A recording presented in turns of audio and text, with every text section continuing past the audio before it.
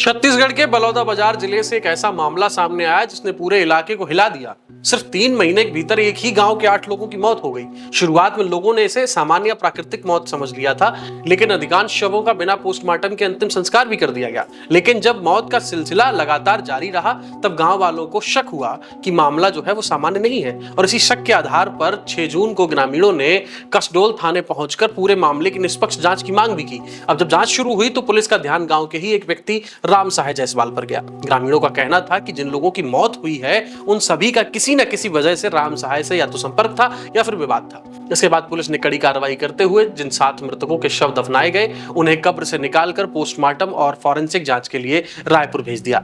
एक शव का पहले ही अंतिम संस्कार किया जा चुका था। जांच के दौरान जो तथ्य सामने आए उन्होंने पूरे मामले को हत्या की श्रृंखला में बदल दिया। पुलिस के मुताबिक आरोपी ने पहले बोरेक्स नाम का रासायनिक पदार्थ खरीदा। शुरुआती जांच में बताया गया कि इसी जहरीले पदार्थ को शराब में मिलाकर लोगों को पिलाया गया, जिसके बाद उनकी मौत हो गई।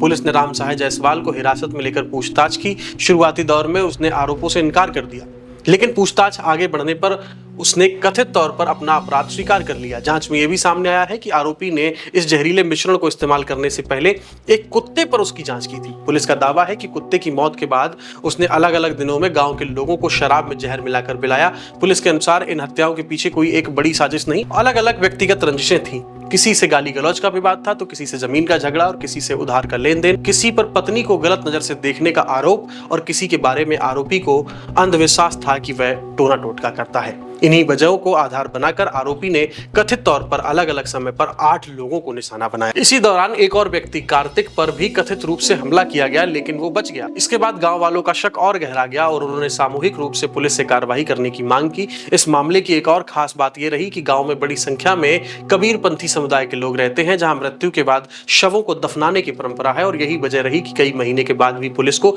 फॉरेंसिक जांच के लिए आवश्यक साक्ष्य जुटाने का मौका मिल सका। घटना के बाद मृतकों के परिजनों ने सरकार से आर्थिक सहायता की मांग की है। ग्रामीणों का कहना है कि जिन परिवारों ने अपने कमाने वाले सदस्य खो दिए हैं उन्हें उचित मुआवजा मिलना चाहिए। बहुत बड़े घटना हुए सर, जेकर घर के आदमी खत्म हुए थे, बिल्कुल गरीब आदमी है, और कम से कम मतलब 25-25 लाख रुपया के मुआवजा मिलना चाहिए।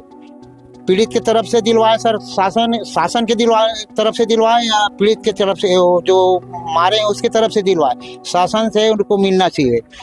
और सही सलामत इसका जो है पोस्टमार्टम होना चाहिए, सही, तभी हम संतुष्टि होंगे। अगर सही सलामत नहीं हुआ तो हमारा उग्र आंदोलन जारी रहेगा। हम अगर इसमें संतुष्ट नहीं हुआ था, सही सलामत रिपोर्ट नहीं आया, तो हम लोग जो आंदोलन करने के लिए तैयार हैं, तत्काल तैयार हैं। अब रिपोर्ट आने तक के हम लोग अभी संतुष्ट बैठे। शुरुआत में ये गांव में ये भी चर्चा थी कि इन मौतों का संबंध किसी कथित तांत्रिक या गड़े धन की बलि जैसी अफवाहों से हो सकता है। हालांकि पुलिस ने फिलहाल ऐसी किसी थ्योरी की पुष्टि नहीं की है।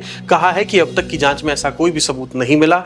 फिलहाल पुलिस ने आरोपी राम सहाय जायसवाल के खिलाफ 8 हत्या और 1 हत्या के प्रयास समेत विभिन्न धाराओं में मामला दर्ज कर लिया है, और साथ ही ये भी जांच की जा रही है कि क्या इस पूरे घटनाक्रम में किसी और व्यक्ति की भूमिका भी थी या फिर आरोपी ने अकेले ही इस वारदात को अंजाम दिया। जांच अभी भी जारी है और फॉरेंसिक रिपोर्ट के बाद और तथ्य सामने आ सकते हैं। इस पूरे मामले पर आपकी क्या राय है, हमें कमेंट करके जरूर बताइए। अगर आपको ये वीडियो अच्छा लगा हो तो इसे लाइक करें, शेयर करें और हमारे पेज न्यूज फीड को सब्सक्राइब व फॉलो करना ना भूलें। फिलहाल के लिए इतना ही। मैं शिवम यादव हूँ आपके साथ। मिलते हैं अगली खबर में। नमस्कार।